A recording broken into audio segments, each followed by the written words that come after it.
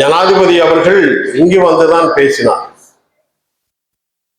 ஆட்சி அமைப்பது தங்களுடைய கட்சியாக இருந்தால் கூடுதலான நிதியை தருவோம் என்றார். எப்படி மிரட்டு பாருங்கள். கூடுதலான நிதியை தருவோம் என்று சொன்னார்கள் இந்த தேர்தல் மேடைகள். அதோடு அச்சுறுத்தல், நாங்க கூடுதலான நிதியை இந்த எங்களுடைய சபை அமைக்கப்படுகின்ற போது தருவோம் என்று சொல்லி மக்களை ஏமாற்றி மற்றவர்களுக்கு வாய்ப்பு கொடுக்க கூடாது என்பதுதான் அதனுடைய செய்தியாக. இந்த செய்தியின் ஊடாக பல பேர், எங்களுடைய கட்சியின் தலைவர்கள் அத்தனை பேரும் எதிர்த்தார்கள். இது ஒரு லஞ்சம், இது ஒரு ஊழல், அதாவது லஞ்சத்தை கொடுத்து ஜனாதிபதி அவர்கள் ஏமாற்றுகிறார்கள். ஆகவே ஜனாதிபதி அவர்கள் எப்படி இந்த ஊழலை ஒழிக்க முடியும் என்றெல்லாம் குரல் கொடுக்கின்ற போது விமல் ரத்நாயக்கா அவர்கள் ஒரு படி மேலே குரலை உயர்த்தி சொல்லுகிறார். ஜனாதிபதியினுடைய கூற்றுக்கு தமிழ் தலைவர்கள் எதிர்ப்பு தெரிவிப்பதிலே அருகதையற்றவர்கள் என்று சொல்லுகிறார். எதிர்ப்பு தெரிவிப்பதிலே அருகதையற்றவர்கள் என்று சொல்லுகிறார். இன்றைக்கு நான் கேட்கின்றேன், நாங்கள் அருகதையற்றவர்கள் என்று சொல்லுகின்ற அந்த வழியை உண்டு பண்ணியவர்கள் எங்களுடைய மக்கள். ஏனென்றால் நாடாளுமன்ற தேர்தலிலே கூடுதலான ஆசனங்களை வடக்கிலே, கிழக்கு இல்லை வடக்கிலே கொடுத்தார். அதை வைத்துக் கொண்டு தமிழ் தலைவர்கள் பேசுவதற்கு வல்லமையற்றவர்கள் என்று சொல்லுவதற்கு என்ன ஜோக்கியதை இருக்குது என்று நான் கேட்கின்றேன். வந்து 6 மாசங்கள் கழிந்திருக்கிறது. காணாமல் போனவர்களுடைய விடயங்களை நீங்கள் கவனத்தில் எடுத்தீர்களா? நீங்கள் தமிழ் மக்கள் மீது அக்கறை கொண்டவர்கள் என்று சொல்லுகின்றவர்கள் நீங்கள் கவனத்தில் எடுத்தீர்களா?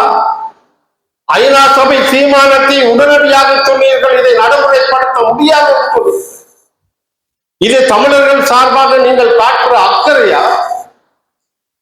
பாராளுமன்றத்திலும் வெளியிலும் அரசியல் கைதிகள் இல்லை என்று சொன்னார்கள்.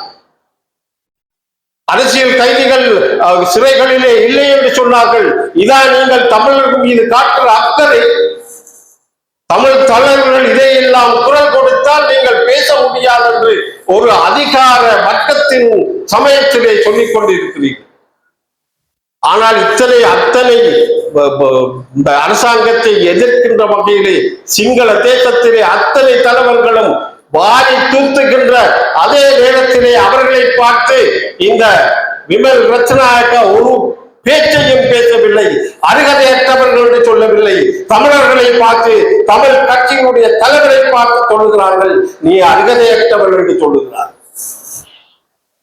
நாளைக்கு இந்த பிரதேச சபை, நகர சபை, மாகாண சபை மாறுமாக இருந்தால் மக்கள், தமிழ் மக்கள் அத்தனை பேரும் வாயை மூடிக்கொண்டிருங்கள் என்று சொல்கின்ற அந்த சந்தர்ப்பம் இப்பொழுது உருவாக்கி கொண்டிருக்கிறது. ஆகவே இதிலே நாங்கள் உங்களுடைய பிரச்சாரத்திலே இந்த விடயங்களை நீங்கள் சொல்லியாக வேண்டும். அவை விமல் ரத்நாயக்காவுக்கு எங்களை பற்றி பேசுவதற்கு எந்த யோக்கியதையும் இல்லை, அருகதையும் இல்லை என்பதை நான் அந்த சபையிலே வெளிப்படையாக சொல்லிக் கொள்ள விரும்புகிறேன். சிங்கள தேசத்திலே தம்பி வசந்தன் சொன்னது போல சிங்கள தேசத்திலே ஒன்றாக இருக்கிறார். ஆனால் நாங்கள் வெக்கம் எங்களுடைய தமிழ் கட்சிகள் ஒன்றாக இல்லை. எனது இனத்தின் மீது கொடுக்கப்படுகின்ற அந்த அநீதிகளை ஒன்றாக தட்டி கேட்க வேண்டும் என்ற அந்த சிந்தனை எங்களுக்கு இல்லை. அதனால் தான் இங்கே தென்னிலங்கையிலே இருப்பவர்கள் எங்களை பார்த்து யோக்கியத்தை அற்றவர்கள் என்று சொல்லுகிறார். நாங்கள் இதே பிரதேச சபை, நகர சபையிலே தமிழ் தேசிய கூட்டமைப்பாக போட்டியிட வேண்டும் என்று சொல்லுகின்ற போது தமிழரசு கட்சி அதை இல்லை, தனித்து போட்டியிடும் என்று சொல்லுகின்ற அந்த நிலையிலே இந்த தமிழ் தேசிய கூட்டமைப்பு உடைக்கப்பட்டது. நாங்களும் தமிழ் விடுதலை இயக்கம் என்று சென்றிருக்க முடியும், இபிஆரும் சென்றிருக்க முடியும், பிளட்டும் சென்றிருக்க முடியும். போராளி கட்சிகள் அத்தனை பேரும் இந்த ஐக்கியத்தை நாங்கள் பேணினோம். ஏனென்றால் தமிழ் தேசிய கூட்டமைப்பை உருவாக்குவதிலே எங்களுக்கும் பங்கிருக்கிறது, எனக்கும் பங்கிருக்கிறது. தேசிய தலைவருடைய அந்த அங்கீகாரத்தோடு நாங்கள் அந்த தமிழ் தேசிய கூட்டமைப்பை உருவாக்கினோம். அது சிதைக்கப்பட்டது யாரால் என்பது உங்களுக்கு தெரியும். அது உருவாக்கப்பட்டு உள்வாங்கப்பட்டு அந்த தமிழ் தேசிய கூட்டமைப்பு சின்னாபின்னமாக இருக்கு. ஆகவே ஒரு செய்தியை நான் சொல்லிக்கொள்ள விரும்புகிறேன். எங்களுடைய ஒற்றுமையை நாங்கள் பேண வேண்டுமாக இருந்தால் அது அரசியல் ரீதியாக மட்டும் இருக்கக்கூடும்.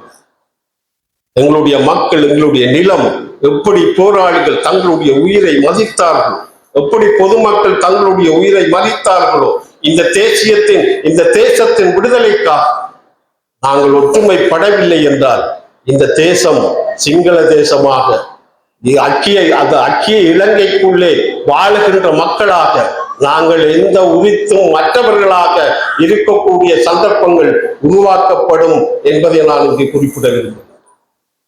ஆகவே இந்த பிரதேச சபை, நகர சபைகளை நான் நினைக்கின்ற மெஜாரிட்டியில நாங்க எல்லாம் ஆட்சியை பிடிக்க முடியாது. இந்த சிஸ்டம் அப்படித்தான் இருக்கு. ஆனால் கூடுதலான ஆசனங்களை நாங்கள் பெறுகின்ற போது யாரோடு நாங்கள் கூட்டிச் சேர வேண்டும் என்ற ஒரு விடயத்தை நாங்கள் யோசிக்கிறோம். நிச்சயமாக சொல்லுகிறேன், எங்களை தேசியத்தோடு நேசிக்கின்ற தமிழ் கட்சியோடு மட்டும்தான் எங்களுடைய உறவுகள் இருக்கும். எங்களுடைய அந்த தொடர்பின் ஊடாகத்தான் நாங்கள் இந்த பிரதேச சபை, நகர சபைகளை அலங்கரிப்போம்.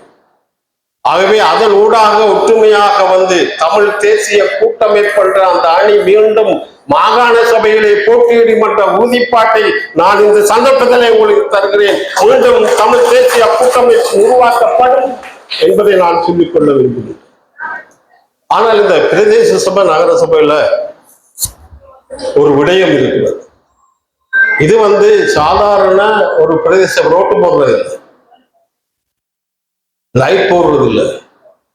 இந்த மண்ணை காப்பாற்றுகின்ற பொறுப்பு பிரதேச சபைகளுக்கு இருக்கு. உங்களுக்கு அதிகாரங்கள் இருக்கிறது. இங்கே கனிமண் வளத்தை சுரண்டுகின்ற அந்த விடயத்திலே நாங்கள் அதை தடுப்பதற்கான அதிகாரம், சட்டம் உங்களிடம் இருக்கு. ஆகவே எங்களுடைய இந்த மன்னார் மண்ணை காப்பாற்றுகின்ற வாய்ப்பை நாங்கள் பேணப்பட வேண்டும் என்றால் பிரதேச சபைக்கும் நகர சபைக்கும் அதிகாரங்கள் உண்டு. வெறும் லைட் போடுவது பிரதேச சபையின் அதிகாரம் அல்ல. இந்த நிலத்தை காப்பாற்றுவதற்கான சட்ட ரீதியான அதிகாரங்கள் உள்ளன. அதாவது இந்த சபைகள் இருக்கிறது. நாங்கள் இதை வளப்படுத்த முடியும்.